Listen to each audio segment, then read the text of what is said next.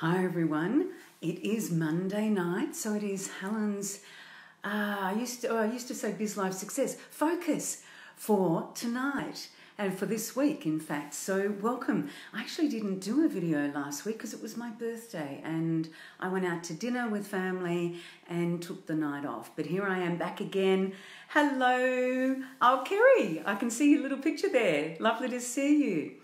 So what I want to talk about tonight is one of my all-time favourite books by one of my all-time favourite authors, and that is Gay Hendricks. And I don't know if you're familiar with The Big Leap, but if you're not, I really do recommend you reading it.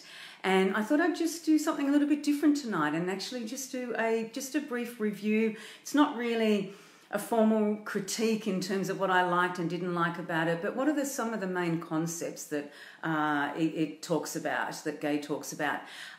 So Gay Hendricks and his wife, I can't think of a name, it'll come to me, Catherine, yeah, are actually psychotherapists, and they have been working in this area for upwards of 30 years, well and truly, and they are really successful. They've been on Oprah when she had her show and other people, big names. So they have run a lot of relationship courses and do a whole lot of different things. But The Big Leap is written by Gay on his own, and it's probably the most popular of the books that he's written, and probably what him or his wife are most famous for.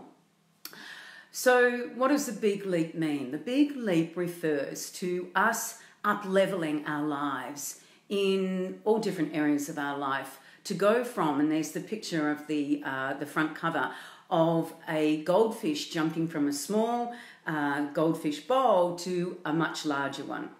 And that's what he's meaning by us up-leveling, that we currently have the small, or probably tend to have the small goldfish size bowl, and this whole idea that, or ideas that I'll talk about in a moment, that he refers to in the book and explains in the book, actually allow us to jump from that small little bowl to the bigger bowl or pond, so to speak, and therefore, or thereby, creating more success in our lives. So there's a couple of different, or a few different principles that he focuses on in the book. And probably the one that stands out to me the most is his concept of upper limit problem. So I liken it to be pretty much the same as if we have a glass ceiling. In other words, we can put a cap on ourselves and our achievements in life because of fear and self-sabotage. And a lot of that can be, in fact, it's usually pretty much unconscious, so we're not consciously aware of it. And he gives lots of examples of famous examples, but also of clients that he's worked with. And I know that for me, that has definitely been a case for me in building my business.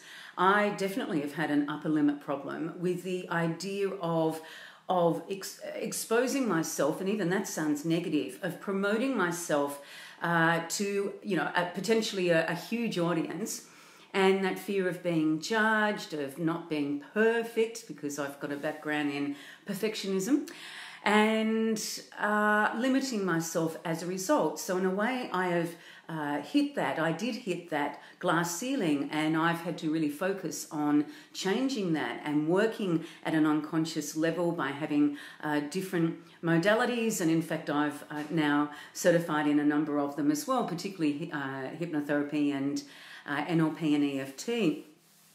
But what happens is that we, and as I said, this is unconscious, we can actually want to have something.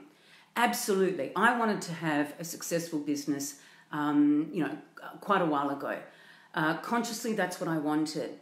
But what I didn't realise was that unconsciously, I was sabotaging myself, whereby I would, for instance, using an example, an opportunity for maybe speakers. I can remember a couple of times, I don't know if you subscribe to SourceBottle, which is one example of PR opportunities, and there were a couple of opportunities for me to be writing an article or being interviewed on radio or something around productivity. And I'd think, oh yes, I must apply for that. And there's a deadline. And the next day would go by, oh, yeah, of course, I'm going to do that. But of course, something else got in the way. It wasn't my highest priority. And then a couple of days later, I didn't do it and I'm past the deadline. And I know looking back now that was my upper limit problem. I actually was sabotaging myself. I was coming up with other excuses and putting other priorities ahead of applying.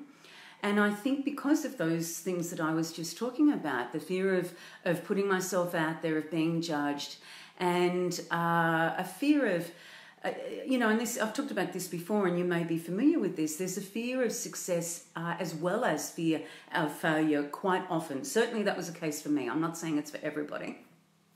So there's this glass ceiling or upper limit problem that we can have in lots of areas of our lives. And what Gay Hendricks talks about is becoming aware of when we might be doing it. And for instance, one of the examples of indications of when we can be doing it is when we worry a lot, WORRY. Because worry is, of course, fear-based and it's stressful. And when we worry, we put a lot of anxiety on whatever it is, a lot of pressure on us to do whatever the thing is that we're worrying about. And quite often, not always, but quite often, it's actually blown out of proportion. We actually worry too much. And instead of being a smallish to medium-size issue, so to speak, or option, consideration, we actually worry and make it this great big mountain full of worry. And that then becomes insurmountable, literally. It just gets so big that, of course, naturally we're going to just want to avoid it because that's too much pain. So what Gay talks about is really becoming observant about when we do things like worrying and looking out for other indications that we might have with regards to our upper limit problem, particularly if it's something that we say we want, that we really want, and or we set an intention to do, but things get in the way. When those excuses come up quite a bit, and instead of actually going for whatever it is in a steady pace, making progress, we're actually finding, it's convoluted and this happens, then that happens and something else happens. That's usually a good sign that we are experiencing our upper limit problem. And another thing that Gay talks about is he's very much in, and I know this with, I've done some of his courses before, he talks about breathing into our fear, into the things that are worrying us, and actually feeling it in our body. Very big on what our body is telling us and experiencing these emotions in our body so that we can acknowledge them, that we can feel them and feel through them, and actually then get through the other side. Because when we push things away and we don't feel them, it's like that mountain of worry. It gets bigger and bigger. So that's one pretty large component of his book. Another one is that and it's related, is if we actually don't believe that something is possible, then it's this almost this law of attraction. We're actually not going to think that it's possible, and therefore we won't do whatever is required to make it possible.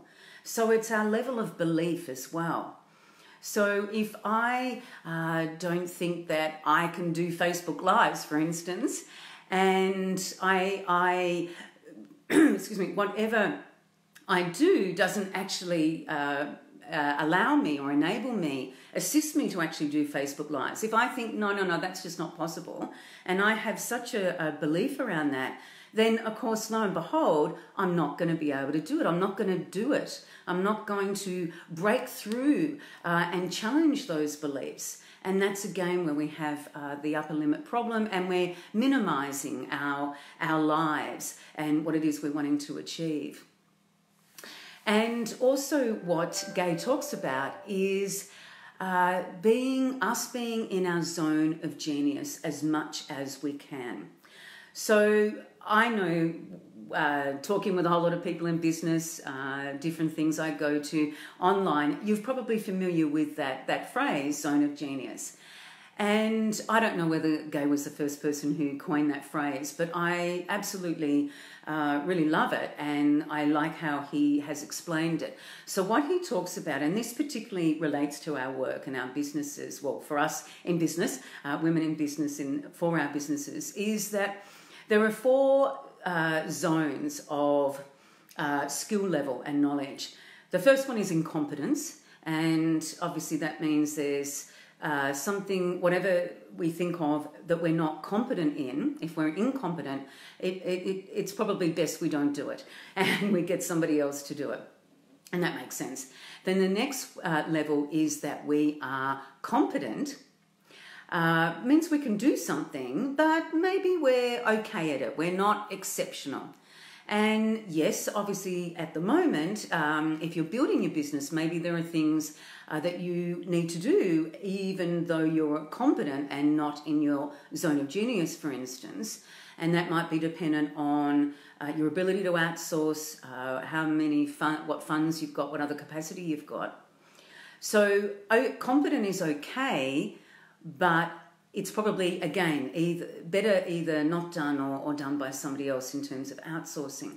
Then there's the zone of excellence. And I know that I've sat in my corporate career in my zone of excellence for years.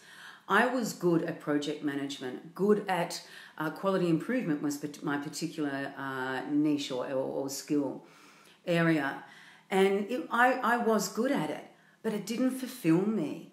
I wasn't a genius at it. And part of the reason, I just wasn't, but also it wasn't my passion. It didn't, as I said, it didn't fulfill me. It didn't move me. And I know that I wasn't exactly not in the zone of genius at all. Hello, Nazrin, lovely to see you.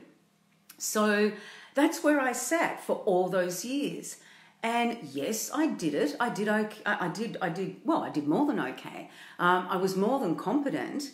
But as I said, there was still something that made me realise that I was not in the zone of genius. And I know that over the years, what started off as a bit of a little voice actually got a louder and louder voice and a roar in the end that said, right, that's it, you've got to get out of here. This is not what you want to be doing. It's not your zone of genius, or whatever words I used to myself then. There's something else out there more for me that is in this, as I said, this high level of skill, and we can bring all of our gifts to it, which is what the zone of genius is. And you, as I said, you may be familiar with that terminology. It is where we are really good at something. It's like our special gift, and we feel passion for it. We enjoy using it. It feels natural. And it doesn't mean that it hasn't been worked on, so to speak, but we're at a point with it that we actually feel that this is it. This is what I'm meant to be doing. And so what Gay talks about is us finding our zone of genius and really, really honing in on that.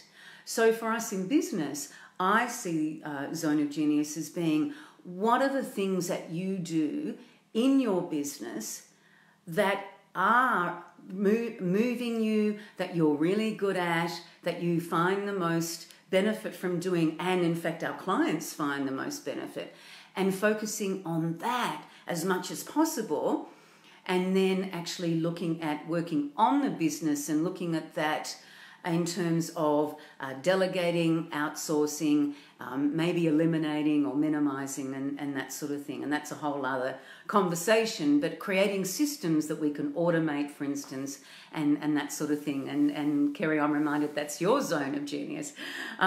So really what Gay, the crux of what he says in regards to this is that if we make that big leap from the goldfish in the small bowl to the bigger bowl, what we're leaping towards is our zone of genius, recognizing what it is, working on our stuff and allowing it, inverted commas, to have it, giving ourselves permission to have it, and that's on an unconscious level as well as a conscious level, and being clear about what our zone of genius is and setting up all the systems and whatever else needs to happen so that we can, a team, of course, you can have your in-house team or outsourcing, but whatever it is, so that we can really focus on what we're best at, what gives us, as I've said, the most passion and most fulfillment. So it really then results in an up-leveling of our lives. So it's certainly a great motivator book. If you have read it, I would love to hear your comments, what strikes you as being some really valuable take-home messages. If you didn't like it, if you've got any criticisms, then yeah, just put it in the comments below. As I said, I've really enjoyed it. I love his style of writing, and what I've of course taken out from the book is some of the major concepts, but there's a lot more detail to the book, so I haven't given it all away. That's by no means. So I will leave it there. I'll just say one last thing. I really, we can't be reading books all day because we've actually got to be working in our business and on our business in that way. But I do believe the value of reading some really, really seminal texts. And I definitely feel that this is one of them. So if you've got any suggestions as well for me to be reviewing, or in fact, if you guys want to be reviewing any books, please come into the group at any time, do a Facebook Live, just put #share. Because we've all got books that are favourites for us, that have moved us or empowered us in whatever way. So I'd love to, and I haven't read them all, and I'm really a voracious reader. So any suggestions you've got of other books, I'd love to hear them as well. All right, I will love you and leave you saying thank you, namaste, and look forward to seeing you again soon. Bye for now.